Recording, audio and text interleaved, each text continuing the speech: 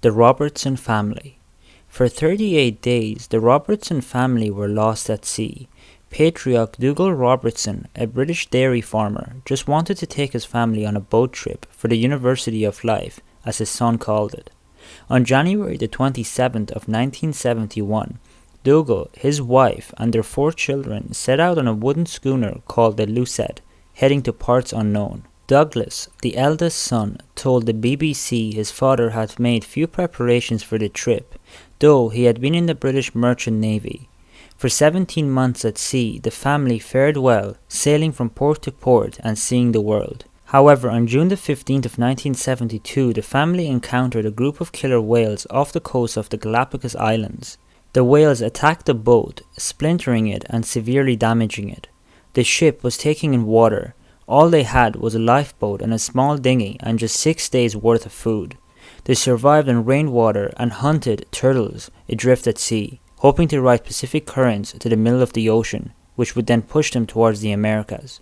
After 16 days, the raft was no longer usable, so the family, their own inexperienced crew member, fled to a dinghy. It was a 10-foot boat, far over capacity, but they managed to cling on until they were discovered by Japanese fishermen on July the 23rd of 1972. Endurance Expedition. Sir Ernest Shackleton had braved the South Pole once, and was ready to face it head-on again in 1914, setting out with a group of 28 men.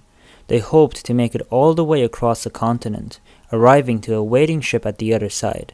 Instead, though, they became hopelessly trapped in the ice as their ship, the Endurance, fell apart.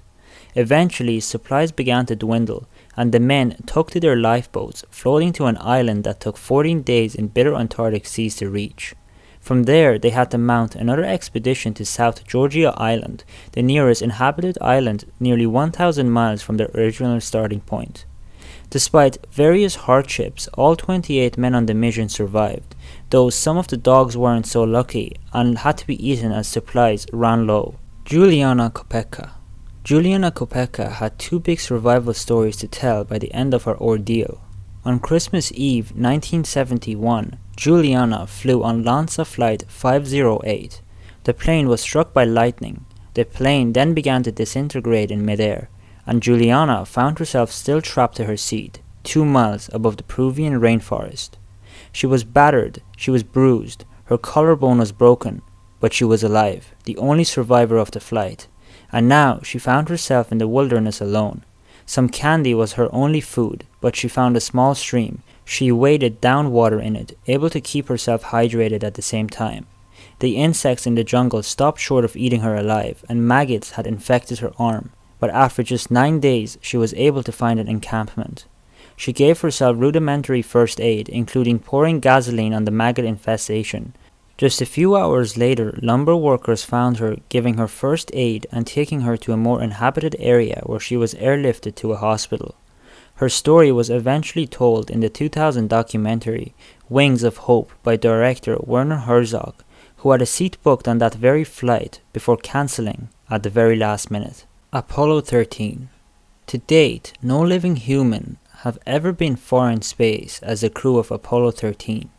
The crew's path took them 248,655 miles from Earth before swinging back down for a miraculous landing. But the crew never made it to the surface of the moon, their original destination. Instead, Jim Lovell, Jack Swigert, and Fred Haise encountered a problem that could have killed them all. Faulty wiring ignited an oxygen tank, blowing out part of the spacecraft. Using the lunar module as a lifeboat, the crew stretched the rations that remained. They had to make a day and a half worth of food for 2 people, last for 4 days among 3. The crew had to make an orbital correction that took them far away from the moon to slingshot them back towards Earth. The lunar module provided a safe haven for the astronauts while they were in space, but the craft couldn't survive the atmospheric re-entry. The crew moved back into the damaged command module before successfully making it to the ground, all unharmed. So that's it for this week's video. Thank you so much for watching, and I hope you enjoyed it. If you did, make sure to leave a like. Until the next video, goodbye.